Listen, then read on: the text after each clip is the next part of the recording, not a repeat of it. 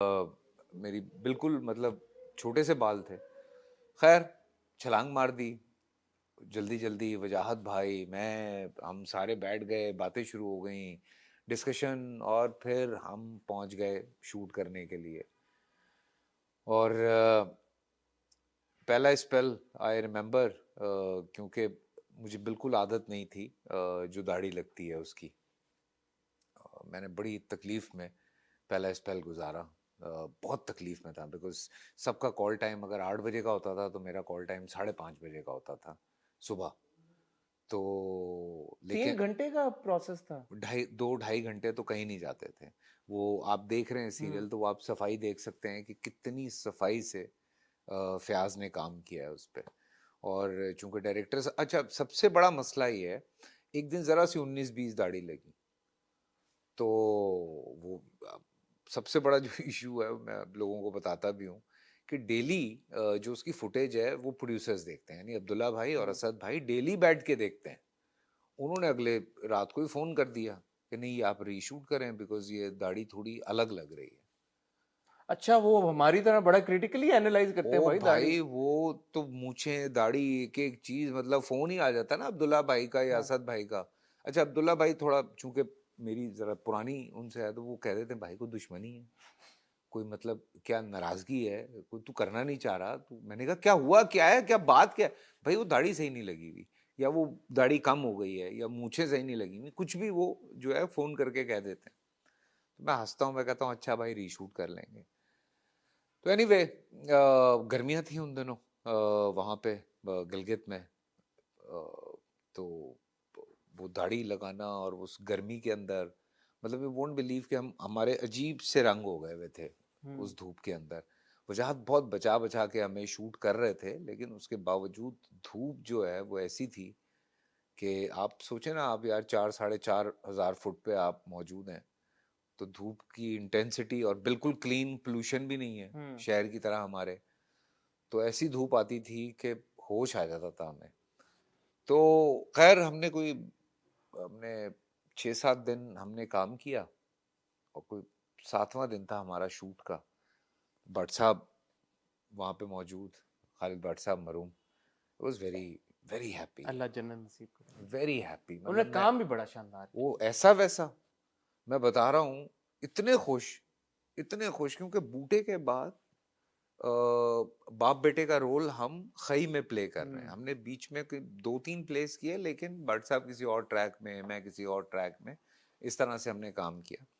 लेकिन वो जो एक बाप बेटे वाला, और फिर वही वाली बॉन्डिंग जो बूटे की और उसके बाप की थी, वही वाली बॉन्डिंग खई में भी सही है में। बाप बेटे की। आप देख सकते हैं वो दोनों बड़े जेलन है एक दूसरे के साथ, वो अक्स है अपने अच्छा, बाप का। बड़ा लंबा अरसा हो गया मैंने आपको थोड़ी सी बैक सीट लेते हुए नहीं देखा किसी कैरेक्टर में, इस तरह के कैरेक्टर में।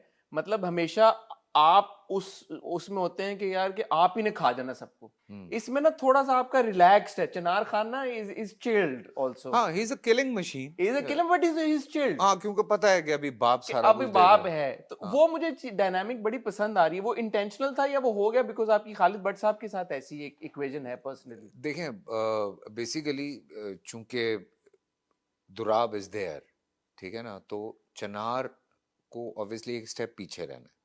आप अगर नोट करेंगे तो गुलाब और भी पीछे है। हम्म। अच्छा अभी बादशाह है। बादशाह आया है तो बादशाह भी पीछे ही है। ठीक है, क्योंकि अब वो एक एक तो जो रिस्पेक्ट का एलिमेंट है वो बहुत ज्यादा है। सबसे बड़ा बाप है, उसके बाद बादशाह है, उसके बाद मैं हूँ, मुझसे छोटा शामिल है, मतलब हम्म। गुलाब है। हम्म। तो रिस्पेक्ट का एलिमेंट बहुत ज्यादा है। अब वो बेटा भी है तो वो आप देखेंगे कि वो बेचारा छुप छुप के सारा कुछ कर रहा है। मैं जहाँ पे होता हूँ तो वो बेचारा चुप होता है। हालांकि एक आध जगह उसने गुस्सा दिखाया है हम्म। जिसपे वो लास्ट एपिसोड में डायलॉग भी था हाँ। कि गुस्सा तो मर्द का मेकअप होता है। मेकअप होता है। तो बट जब आपने स्क्रिप्ट पढ़ा आपको ये चीज थोड़ी सी हुई यार कि इतने सारे हैं, उसके बाप भी है, उसके दो और बेटे हैं, तो that's where Faisal Qureshi comes in ना। यू लाइक नहीं यार मुझे नहीं फर्क पड़ता इन चीजों इंसॉम्बल कास्ट के साथ मजा आता है काम करने का। हमारे यहाँ बहुत एक ही तरह के ड्रामे बन रहे थे, ये थोड़ा अलग था। मतलब आप अगर देखें तो एक जमदा का ट्रैक चल रहा है जिसमें बादल भी है। से। बादल उसामा उतना ही इम्पोर्टेंट है ड्रामे के लिए जितने बाकी कैरेक्टर्स हैं। हम्म। शुजा का अब ट्रैक शुरू हुआ है, बरलास का, वो उतना ही इम्पोर्टेंट है। अगर वो असफंद जो जिसकी हमने डेथ दिखाई है, वो बेशक 2 या 3 एपिसोड्स में था, but he was as important. मतलब उसका ये नहीं था कि मर गया तो चलो खत्म हो गया, नहीं, उसको फिर आप लेके चल रहे हैं। या मेरा जो दोस्त था, सो हर बंदे की अहमियत राइटर्स ने इतना अच्छा लिखा है कि हर कैरेक्टर, अगर वो गुलवरीन है, बरेरा है, या वो माहे जो कैरेक्टर कर रही है, या और जो लोग बीच में आ रहे हैं, अपाना। अपाना, सबकी अपनी अपनी जगह।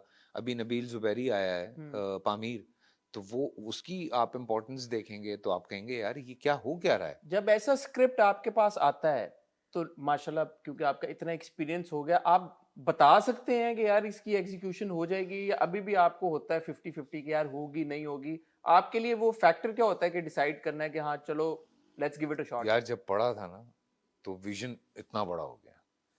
तो इत्तेफाक ये हुआ कि हमने 2 दिन, हमने 3 दिन, हमने ऑलमोस्ट 1 दिन कराची में और 2 दिन कराची में, और तकरीबन 2 दिन हमने शूट पे वहाँ हमने रीडिंग्स की हैं।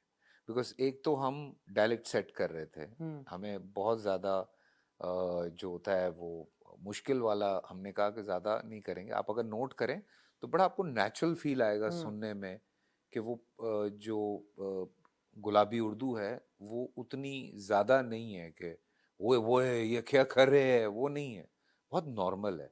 बट एक स्कूल ऑफ थॉट ये भी है ना कि ये बड़ा स्टीरियोटिपिकल अप्रोच हो गया, क्योंकि अब ऐसे कोई भी नहीं बात करता वहां पे भी। हाँ, आप रह तो के आए हैं, आपने हाँ, इंटरेक्ट किया है, आप तो बताएं अब बड़ा कि नॉर्मल हो गया हुआ है। तो आप अगर नोट करेंगे गौर से तो आप देखेंगे कि भट्ट साहब जरा मुश्किल है, जरा ऊपर लेवल पे हैं। जनरेशन के हिसाब से। उसके बाद मैं हूं तो मेरा जरा उनके साथ थोड़ा सा उनसे कम है, लेकिन है। और जो मेरे बाद वाली जनरेशन है, जो शुजा और ये अपाना वगैरह सारे हैं, ये बिल्कुल नॉर्मल है। बादल भी नॉर्मल है, हल्का सा है बस एक, कि हमारा बात सुन लो, कि मैं जो कह रहा हूँ वो इतना है, मतलब। लेकिन तो ये बड़ा, वजाहत ने इस पे काम किया, सबने इस पे बड़ा काम किया है। तो काफी चीजें हमने सेट की हैं बैठ के कि यार ये इस सो तरह देयर से। वाज थॉट बिहाइंड दिस कि यार कि यस, कितनी एक्सेंट कितना गाढ़ा होगा, कितना गाढ़ा होगा तो और हर जनरेशन का कितना हाँ, होगा। भट्ट साहब का गाढ़ा रखा है, फिर उसके बाद हम कम करते गए जनरेशन वाइज। सो आप जो बात कर रहे हैं, तो पढ़ने के बाद विजन बहुत बड़ा हो गया, बिकॉज जिस तरह के सीन्स लिखे हुए थे, जिस तरह के डायलॉग्स लिखे हुए थे, तो आई वाज कॉन्स्टेंटली आस्किंग वजाहत कि हम किस तरह से शूट करेंगे और हम क्या करेंगे और हम ये करेंगे। So there is a young chap Jamil, जो कि डीओपी हैं हमारे,